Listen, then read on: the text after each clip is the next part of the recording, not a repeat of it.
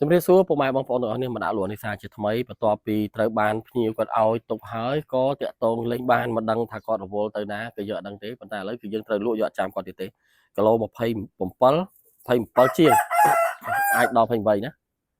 គាត់អាចដល់ទេមិនធានាថាដល់ទេណាគាត់វាឥឡូវនេះវា27ជាងហើយប៉ុន្តែមន់ត្រូវផ្លែឡើងទៀតបងប្អូនណាមន់នេះមន់ថ្មីបញ្ជាក់មន់ថ្មីសបុកមួយគ្នាទៅភ្ញៀវឆាតមកមួយសិលមួយថ្ងៃមួយនេះទេថាឈ្នះហើយ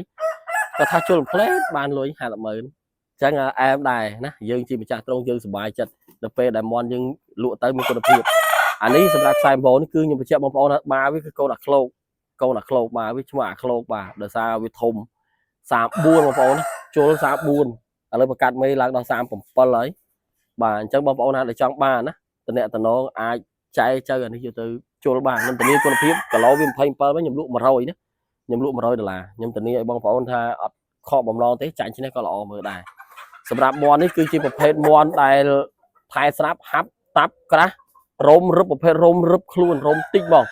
ខ្ញុំធានាថាបងប្អូនហែកចេញតែពីឡាំងមកស្រឡាញ់មកមន់នេះអ្នកដែលស្រឡាញ់មន់ប្រភេទរោមរឹបសំខាន់គឺស្រឡាញ់គីឡូ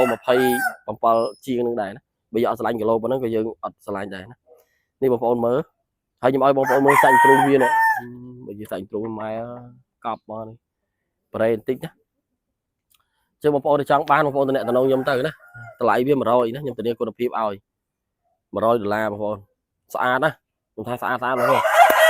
ពេញទាំងអស់យកទៅថ្ងៃហ្នឹងវាយថ្ងៃហ្នឹងយកទៅស្អែកវាយស្អែកបានធានាជូនណាធានាជូនបងប្អូនថាវាយបានហ្មងបើមានអីទៀតបើថែស្រាប់វាយ